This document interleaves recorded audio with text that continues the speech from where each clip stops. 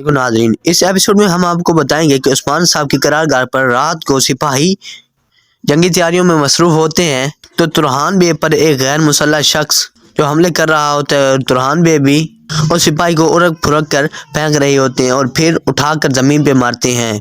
ये सारा मंजर उस्मान साहब भी देख रहे होते हैं। तो उस्मान साहब उस सिपाही के करीब आते हैं और सिपाही को हाथ देकर खड़ा करते हैं। तो सिपाही कहता है, हजूर हजूर हजूर मैं तैयार हूँ, जंग पर जाने के लिए मैं तैयार हूँ, आप मुझे ले चलें।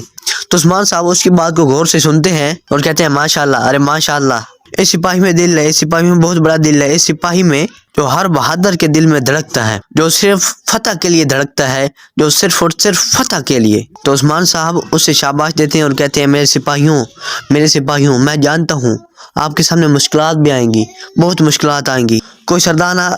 कोई सरदारान ऐसे होंगे जो हमारा साथ देंगे और कोई सरदारान ऐसे होंगे जो हमारे खिलाफ हो जाएंगे और गद्दारी करेंगे। हमारे दरमियान बहुत सी मुश्किलात भी आएंगी, हमारे दरमियान बहुत सी आसानियां भी आएंगी, हमारे दरमियान बहुत से गद्दार भी आएंगे और हम सब ने मिलकर उनका खात्मा करना है और अल्लाह हम पर आसानियां फरमाएगा। फिर उस्मान साहब कहते हैं, हमने एक ऐसी रियासत बनानी है जिसमें पूरी दुनिया पर हुकूमत करनी है। जब उस्मान साहब ये कहते हैं तो सिपाही तलवारें निकाल लेते हैं और फिजा में बुलंद कर लेते हैं और सब सिपाही अल्लाह अकबर, अल्लाह अकबर, अल्लाह अकबर की आवाज़ें फिजा में बुलंद करना शुरू कर देते हैं।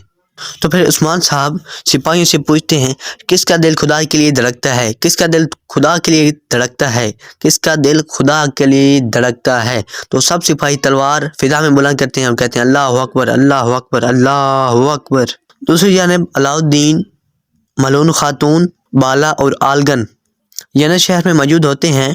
वो बहुत ही बड़े एक अहम मसले पर बात कर रहे हैं, ताजरों के महसूल के बारे में। तो इसी दौरान आलगन मुंह मुजाक कर एक तरफ अकेले खड़ी होती है। तो बाला खातून उसकी तरफ देखती हैं तो कहती हैं, आलगन आलगन आलगन, क्या बात है, मैंने तुम्हें बुलाया था, तुम एक तरफ मुंह बनाकर खड़ी हो। तो आलगन कहती है, नहीं कोई बात नहीं, कोई बात नहीं। तो बाला खातून गुस्से से उनसे पूछती हैं तो वो कहती है, नहीं कोई बात नहीं। इसके बाद नादरीन दूसरी जानिब सादन खातून के खैमे का मंजर दिखाई देता है, जहाँ से गोंचा कुछ सामान उठाकर खैमे से बाहर आ रही होती हैं। तो सामने गोंजा मुंह बनाकर हाथ बांधकर खड़ी होती है। तो गोंचा कहती है, आप मुझे इस तरह क्यों देख रही हैं, कोई मुझसे गलती हो गई है। तो गोंचा कहती है, बस चुप हो जाओ। गोंजा खातून कहती है, मैंने समझा तुम मेरा साथ दे रही हो और तुम मेरी जासूसी करती रही हो, तुम मेरी जासूसी करती हो और मेरी जासूसी कर कर मेरी वालदा को मेरी सारी बातें बताती रही हो, मैं तो तुम्हें अपनी समझती थी। तो गोंजा खातून रोने लगती है और कहती है, तौबा तौबा तौबा, आप मुझे ऐसा कब से समझने लग गई हैं, मैंने कुछ भी नहीं किया। तो गोंजा खातून कहती है, बस बस अपनी ज़बान को लगाम दो और खामोश रहो। तो गोंचा कहती है, मुझे माफ़ कर दें, मुझे गलती हो गई है, मुझे अपने आप से दूर न करें।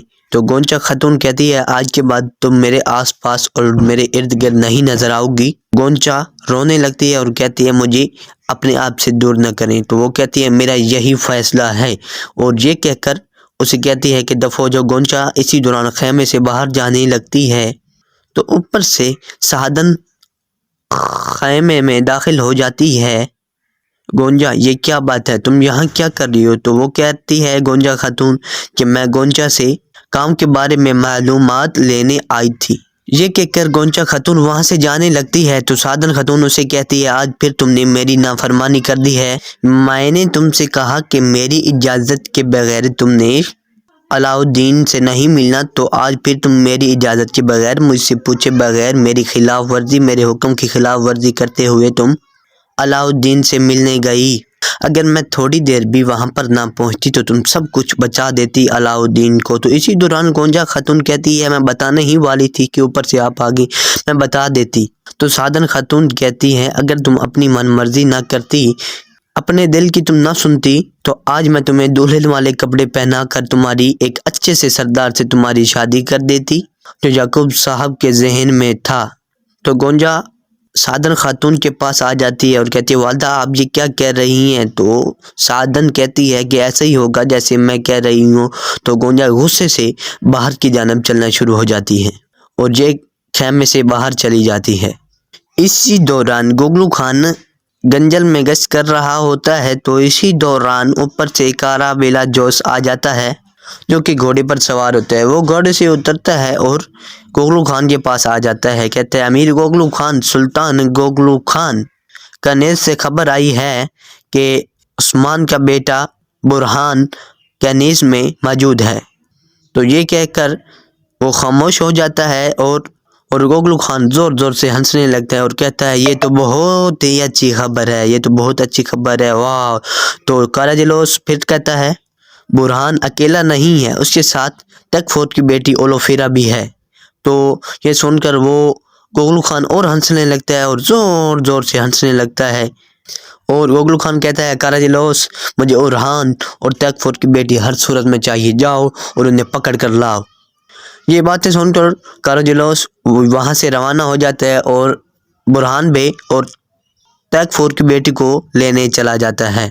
اس کے بعد ناظرین ہمیں دیکھنے کو ملتا ہے کہ گوگلو خان بہت زیادہ سے چیخنے لگتا ہے، زور زور سے چیخنے لگتا ہے۔ تو اسی دوران ایک منگول سپاہی آتا ہے اور گوگلو خان سے کہتا ہے کہ ہمارے جاسوسوں نے جو عثمان صاحب کے پاس ہیں ان سے خبر آئی ہے۔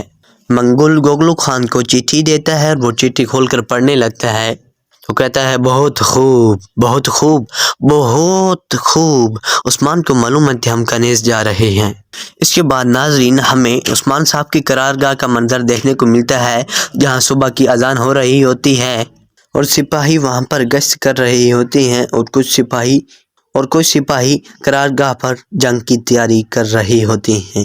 اور ناظرین اسی دوران اس کیس کا اینڈ ہو جاتا ہے۔ اگر آپ کو ہماری ویڈیو اچھی